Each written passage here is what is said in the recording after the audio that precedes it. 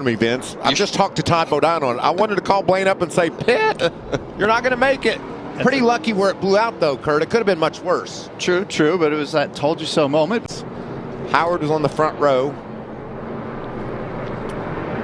Yeah, it looked like Kyle went to the outside. Zane Smith is going to plug it in five wide. That is tough to do. Yep. Yeah, there's one room there. There's going to be some damage to that Zane Smith truck for sure. And there's Haley sliding in there and just clipping the 61 truck of Purdy. Restarts here are so tough. Cup cars, Xfinity, 5 wide. There's no way a spotter can help you at that point. And that's where Zane kind of knew he was in a bad spot. And he's like, man, I got to get out of here. I got to get away from the 91. And there just wasn't enough room. Tires make a huge difference, and wouldn't have seen those 4 stay out if we weren't so close to the end of that first stage. But yeah, there's the difference in speed between that you just saw right there on that restart. And there could be some interesting restarts popping up here if we go back green. Well, this is about where, as you see, Todd all by himself there when he lost it. And yeah, we'll jump on board. See what it looks like from the inside of the cockpit. There's a little bit to the middle groove, and the middle groove has a little bit more grip sometimes if you hit it just right, and that can cause the front tires to dig and the rear to kind of slide around under. I believe they can. He won, and the 24 of Jack Wood. Do they make contact there? Wow, he tried to side draft him, I think, and it got away from him. Is that what you saw, Kurt? That's that thin air here in Vegas. Yeah. 52. By himself again. He got loose earlier there and put damage to his truck, and it's only going to get looser with all that damage in the back. She's loose, Onion. Riding with him here. Man, that didn't even seem fair. Where'd that looseness come from? Happens in a hurry, doesn't it? I tell you, the aerodynamics up here in this thin air. Come on down here, Todd. Keeps you busy on the wheel. Get up back in turn 2. That's where I like to. I like to go really far back on replays just to see. We know the final ending result here on the 42, but it's off of turn 2. He was already in trouble where he lost his momentum. We just got. It's like dominoes, right? You hit that first domino, second one, and it just keeps rolling. Really lucky, I think, Kurt, as he slid through this grass that he didn't tear the nose off the truck right here, especially when he hits that.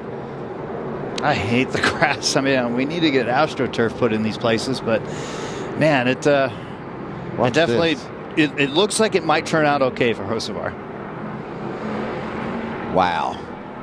Remember, that's developing at about 150 miles an hour. I think a lot of times we forget the speed that these trucks are traveling at.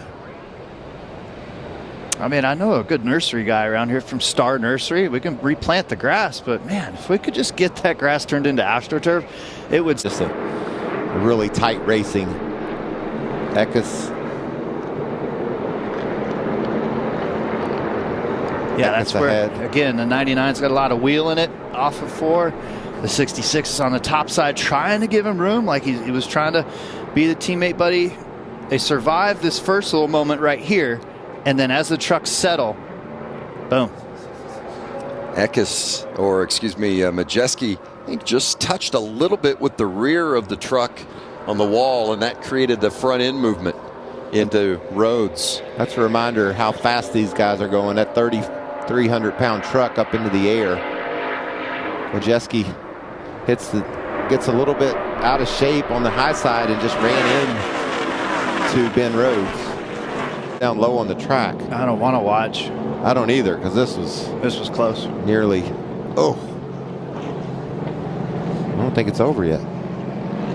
He comes back down the track, and I think it's this right here. Yeah. Oh, that one. Glad everybody's through there clean, though. That's when you really, that tire smoke up in the air, you really rely on your spotter to send you in the right direction.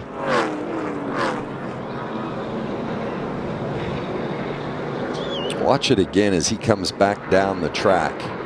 Right here. At some point, you probably ought to just lock it down, right? Okay. I guess you just don't. And Kyle, of course, at the 51. So this is front straightaway. We're driving down into 1, and Eckes gives him the bottom. I mean, that is just flat out here. Take the bottom, and now I'm going to side draft you if you do get to my inside. Look how close he was to clear, but he just couldn't quite do it. Yep. And then he starts to block. He starts changing a lane way too soon.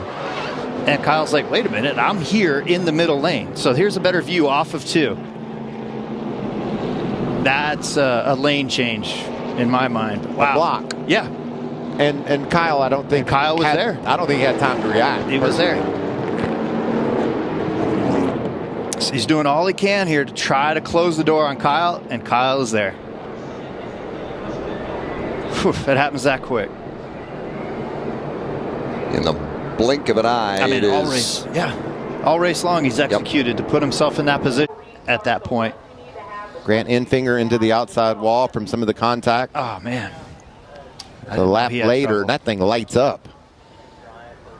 Man, he didn't deserve that for that to have happened. Yeah, they were all running right around that top 5 position, still with a shot, and some significant contact there for Grant Enfinger, but Nemechek took a lot of damage there as well. And watch this. Yeah, left rear's probably down. Jordan Anderson hard into Nemechek. And it was big contact for both Jordan in that 3 truck and John Hunter in the 4. Yeah, a lot going on those last 3 laps, wasn't there? It's a bar fight out there. It's that danger zone. I told you, like 5th through 10th. It's mean and gnarly, and everybody's ripping and